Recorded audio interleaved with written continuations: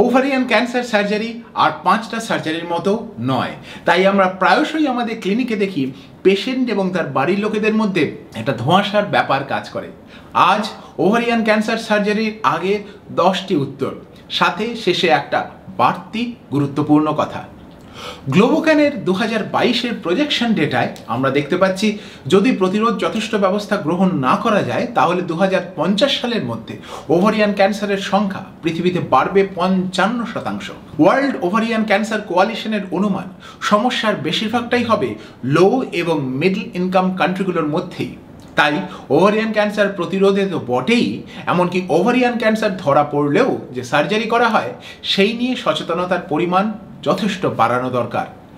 Ovarian cancer সার্জারির আগে আমাদের পেশেন্টরা মূলত যা জানতে চান সেইগুলোকেই সাজিয়ে গুছিয়ে আলোচনা করে নেব আপনার সাথে। প্রথমেই বলে রাখা দরকার, এই তথ্য কাজে লাগবে 85% ওভারিয়ান ক্যান্সার ডায়াগনোসিস হয়ে যাওয়া মহিলাদের, যাদের ক্ষেত্রে অপারেশনের আগেই পরীক্ষা করে জানা গেছে যে ওনার ওভারিয়ান ক্যান্সার হয়েছে। আর যাদের ক্ষেত্রে টিউমার আবিষ্কার হয়েছে কিন্তু এখনো অপারেশনের আগে কনফার্মড হয়নি যে ওটা সত্যি সত্যি ওভারিয়ান ক্যান্সার কিনা, তাদের জন্য আমাদের অন্য লেখায় বা সমীক্ষায় নজর রাখুন। তাদের জন্য এই লেখা নয়। বর্ডার লাইন ওভারিয়ান টিউমারের জন্য এই সমীক্ষা নয়, তবে বাকিদের কাজে আসবে। মনে রাখা দরকার, সংখ্যাগরিষ্ঠ ওভারিয়ান ক্যান্সার তখনই ধরা পড়ে যখন অসুখ ওভারির বাইরে ছড়িয়ে গেছে, পেটে বুকে জল জমেছে। 100 জনের মধ্যে 85 জন মহিলার এই পরিস্থিতিতে ওভারিয়ান ক্যান্সার ধরা পড়ে। প্রথম প্রশ্ন, অপারেশন পেট কেটে হবে না ল্যাপারোস্কোপি বা কিহোল পদ্ধতিতে হবে? ছড়িয়ে পড়া ওভারিয়ান ক্যান্সারের সার্জারির প্রয়োজন হলে তা করা হয় ওপেন সার্জারি হিসাবে। হ্যাঁ, কখনো কখনো ল্যাপারোস্কোপি করে আগে দেখে নেওয়া যেতে পারে যে অসুখ কত দূর ছড়িয়েছে, যাকে বলা হয় স্টেজিং ল্যাপারোস্কোপি। কিন্তু যে সার্জারিতে টিউমার বাদ দেওয়ার অপারেশন করা হয় সেই সার্জারি হয় মিডলাইন ল্যাপারোটমি পদ্ধতিতে, যেখানে অপারেশনের কাট পেটের ওপর থেকে নিচ বরাবর হয়। এর কারণ একটাই যে ছোট করে সিজারিয়ান সেকশনের মতো ছোট করে কেটে অপারেশন করলে পেটের ওপরিভাগের অসুখ ক্লিয়ার করা সম্ভব হয় না। তাই লেখার সময় বা এই ভিডিও রেকর্ড করার সময় ল্যাপারোস্কোপি বা রোবোটিক সার্জারির কোনো ভূমিকা আন্তর্জাতিক মহলে স্বীকৃত নয়। যদিও ওপেন সার্জারিতে অপারেশন করলে পেশেন্টের আশঙ্কা হয় যে প্রচুর ব্যথা হবে, এরকম ভাবার আজকাল কোনো কারণই নেই। তবে এর বিজ্ঞানসম্মত উত্তর পেতে আমাদের তৃতীয় প্রশ্নের দিকে নজর রাখুন, উত্তর পাবেন ভালো করে। প্রশ্ন 2, আগে কেমোথেরাপি না আগে সার্জারি? আন্তর্জাতিক স্বীকৃত গবেষণা অনুযায়ী ছড়িয়ে পড়া ওভারিয়ান ক্যান্সারকে দুরকমভাবে চিকিৎসা করা যায়। প্রাথমিকভাবে সার্জারি করে তারপর 6 সাইকেল কেমো, অথবা প্রথমে 3 সাইকেল কেমো দিয়ে তারপর অপারেশন করে তারপরে 3 সাইকেল কেমো। সারা পৃথিবী জুড়ে প্রচুর উন্নত মানের রিসার্চে বারংবার প্রমাণিত হয়েছে এই দু ধরনের ট্রিটমেন্ট পাথওয়ের মধ্যে পেশেন্টের দীর্ঘমেয়াদী সুস্থ থাকার ওপরে বিশেষ কোনো পার্থক্য নেই। প্রাথমিকভাবে ডায়াগনস্টিক টেস্টে পরীক্ষায় রোগ ধরা পড়লে সার্জারি করে তারপর কেমোথেরাপির প্রয়োজন হয়। এই সার্জারিকে বলা হয় প্রাইমারি সাইটোরিডাকশন সার্জারি। কিছু ক্ষেত্রে রোগিণীর শারীরিক অবস্থা বড় ধরনের সার্জারির যদি অনুকূল না থাকে তখন প্রাথমিকভাবে কেমোথেরাপির কিছু ডোজ দিয়ে তারপর সার্জারি করে তারপর বাকি 3 সাইকেল কেমোথেরাপি শেষ করা হয়। এই সার্জারিকে বলা হয় ইন্টারভ্যাল সাইটোরিডাকশন সার্জারি, কারণ এই সার্জারি দুটো কেমোথেরাপির মাঝখানে হয়। এই দুই ধরনের সার্জারির লক্ষ্য একটাই, যে পুরোপুরি ক্যান্সার আক্রান্ত কোষগুলোকে বাদ দেওয়া। আপনার ক্ষেত্রে এই দুই ট্রিটমেন্টের কোনটা সব থেকে বেশি উপযুক্ত হবে সেই নিয়ে ডাক্তারবাবুর সাথে খোলাখুলি আলোচনা করে নিন। তৃতীয় প্রশ্ন, ডাক্তারবাবু ব্যথা লাগবে কি? ব্যথা উপশমে কড়া নজর থাকে আমাদের। যখন আমি ম্যানচেস্টারে কাজ করতাম আর কলকাতায় যখন আমি কাজ করি, উভয় ক্ষেত্রেই ব্যথা অল্প রাখার জন্য কিভাবে সতর্ক থাকতে হবে সে ব্যাপারে বাড়তি লক্ষ্য দিই আমরা। সার্জারি ওপেন হলেও আজকাল পেশেন্ট আর ব্যথায় কষ্ট পান না। এই ব্যথা ট্রিটমেন্ট শুরু হয় অপারেশনের আগে থেকেই, যাতে পেশেন্ট শুধু অপারেশনের সময় নয়, অপারেশনের পরেও যাতে বেশি ব্যথা অনুভব করতে না পারেন। অপারেশনের শেষে পেশেন্ট যখন বেডে ফিরে আসেন তখনও ঘন্টায় ঘন্টায় নার্স পেইন স্কোর ক্যালকুলেট করেন WHO পদ্ধতি মেনে, যাতে পেশেন্টের চাহিদা মতো নার্স পেশেন্টকে যথেষ্ট ব্যথার ওষুধ দিতে পারেন। এটা ঠিকই যে অতীতে অপারেশনে ব্যথা ছিল একটা ভয়ের কারণ, আতঙ্কের কারণ, কিন্তু আমাদের সঙ্গে যে সমস্ত অ্যানেস্থেটিক কনসালটেন্ট কাজ করেন তারা এপিডুরাল থেকে শুরু করে নিত্য নতুন ব্যথার ওষুধ এবং টেকনোলজি ব্যবহার করে থাকেন, যার ফলে পেশেন্টরা সাধারণত হাসি মুখেই অপারেশনের পরের দিনগুলো কাটান। প্রশ্ন 4, অপারেশনে কি কি বাদ দেওয়া হয়? আপনার প্রাইমারি সাইটো রিডাকশন সার্জারি বা ইন্টারভাল সাইটো রিডাকশন সার্জারি যাই করা হোক না কেন, দু ধরনের সার্জারির লক্ষ্য একটি, তা হলো পুরোপুরি ক্যান্সার আক্রান্ত অংশগুলোকে বাদ দেওয়া।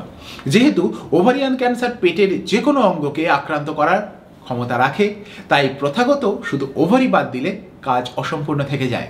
ডিম্বাশয় বা ওভারি দুটি ছাড়াও এই অপারেশনে খাদ্যনালীর অংশবিশেষ, আক্রান্ত লিম্ফ গ্ল্যান্ডস, ওমেন্টাম নামের ফ্যাটের এক ধরনের পর্দা এবং পেটের ভেতরে অভ্যন্তরীণ একটা পাতলা ঝিল্লি বা পেরিটোনিয়াম, লিভারের অংশবিশেষ, স্প্লিন বা প্লিহা, ফ্যালোপিয়ান টিউব এবং জরায়ু বাদ দেওয়ার প্রয়োজন হতে পারে।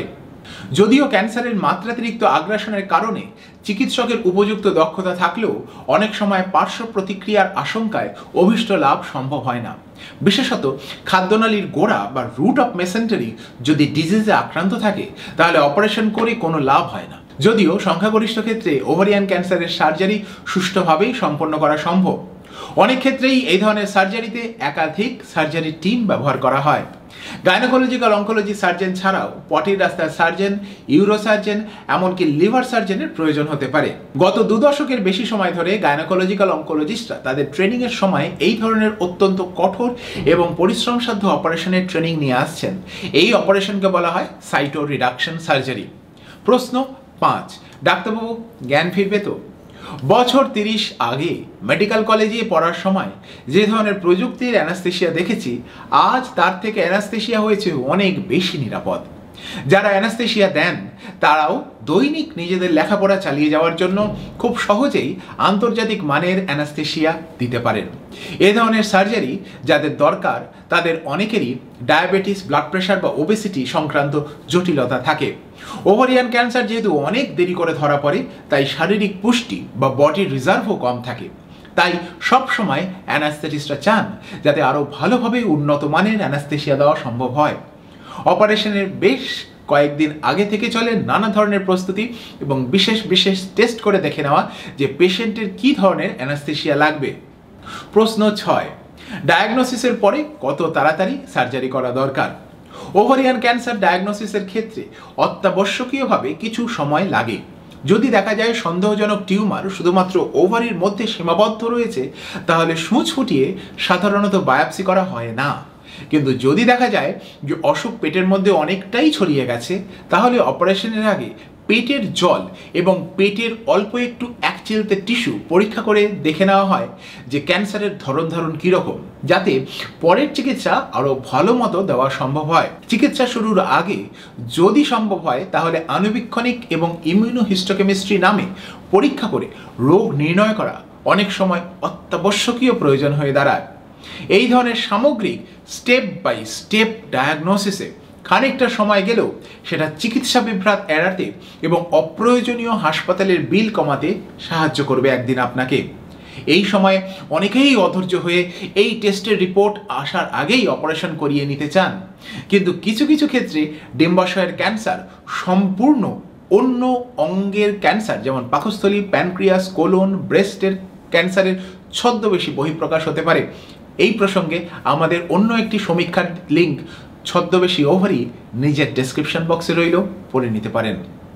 প্রশ্ন 7, ওভারিয়ান ক্যান্সারের সার্জারির পর আর কিছু ট্রিটমেন্টের প্রয়োজন হয় কি?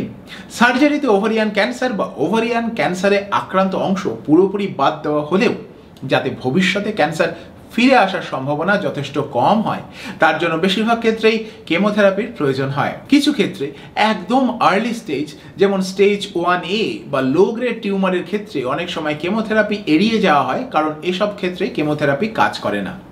এছাড়াও কিছু জেনেটিক টেস্ট করে কেমোথেরাপির সাথে সাথে কখনো ইমিউনোথেরাপি বা টার্গেটেড থেরাপির ব্যবহার হতে পারে।